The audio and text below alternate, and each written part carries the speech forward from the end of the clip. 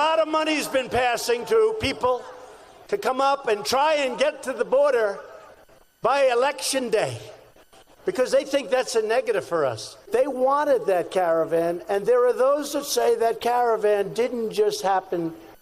It didn't just happen because they refuse to acknowledge or to change the laws. They like it. They also figure everybody coming in is going to vote Democrat.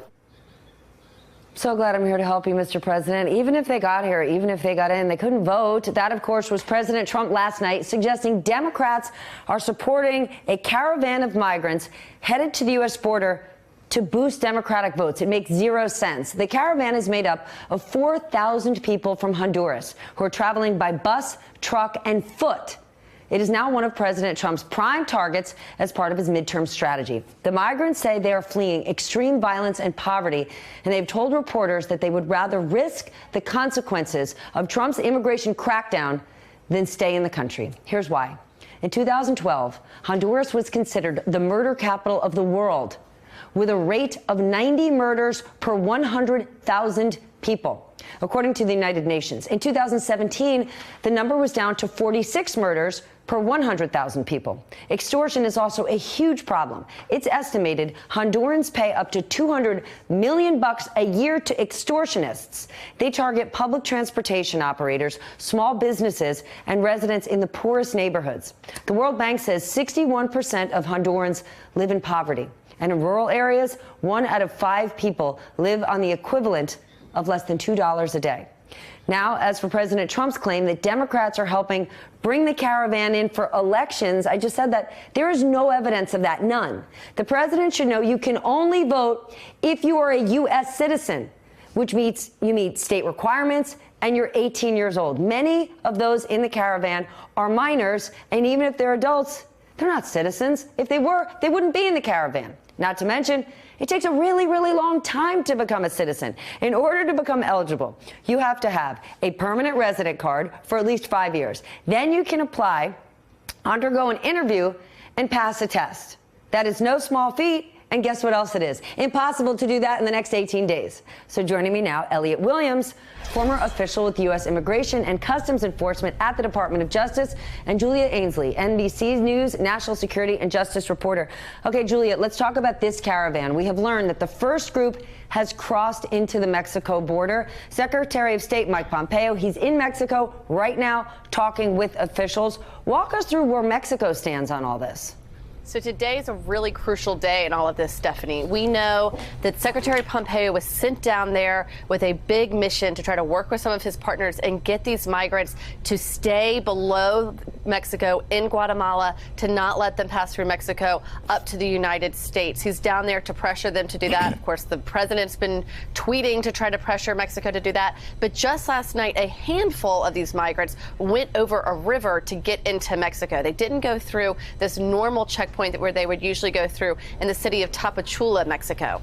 But more than that, about 2,000 to 3,000 migrants are now about 20 miles south of the Guatemala-Mexico border. They could be crossing as early as tonight. They've spoken to some of our reporters down there, Stephanie, who say that they are willing to risk those consequences, as you said. And if the Mexican police stand in their way, they're going to try to go through illegally, go through other routes if they can. A lot of those routes are incredibly dangerous. This is very dense rainforest. It's not a place where you can easily access. So we're going to be seeing perhaps some really catastrophic decisions being made here by these desperate people. For the Trump administration, this weekend, perhaps even this day, is a time where they have to decide, are they now looking at as many as 4,000 Hondurans coming to their border, perhaps by that midterm election, which would be a big test for the president's #1 issue, which he says is to crack down on illegal immigration. Okay, then, Elliot, square this off for me, because President Trump has clearly been very hardline on immigration. Right. Whether you live here, Mexico, or Guatemala, or Honduras, you know at this point how treacherous it is, and you know that the president already put in place, now defunct, but zero tolerance policy. This is not a surprise. The doors aren't open, that this is the land of opportunity. The president yesterday said, maybe we're going to cut off aid to places like Honduras. If the president's goal is, we don't want them to come here, why not give more in foreign aid to make things more peaceful and people safer there, so they wouldn't be trying to. I mean, clearly they're not coming because they've heard great movies are in the United States and they want to go shop at Target.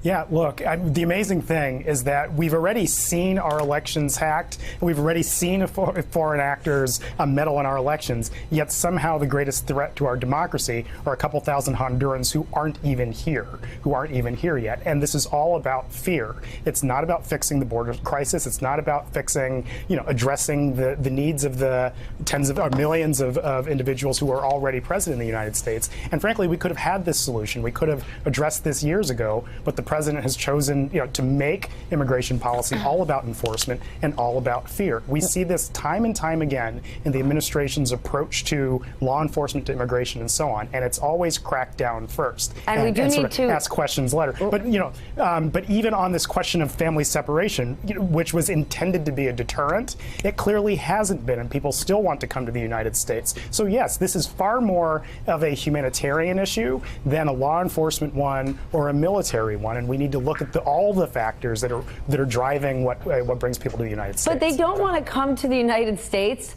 so they can vote in 18 days. No. And this is an absolutely nonsensical conspiracy theory that the president is putting out there. Again, I used the example of fear earlier. This is about creating fear of the other. It's about creating fear of people who are coming to the United States. And frankly, it's this bigoted approach of seeing that people are coming to take something away from Americans. What people are fleeing is MS-13. What people are fleeing is violence and the fears of assaults and threats and human rights violations and so on. That's why they're coming to the United States. But the notion that people are coming here simply to meddle in our elections, given the events of the last 2 years, is truly preposterous. You're absolutely right.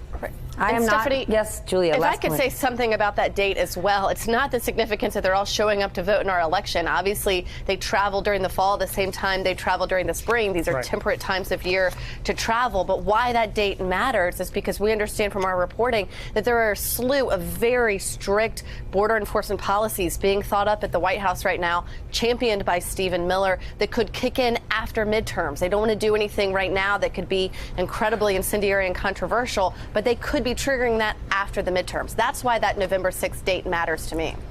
I find the whole thing stunning. Elliot, Julia, amazing. Do you know what else it is? It is an insult to the intelligence of the American people, that the president would continue to say that all of these people are coming from Honduras to vote. The system doesn't work that way. And if the president is unaware, I'd like to inform the American people it doesn't.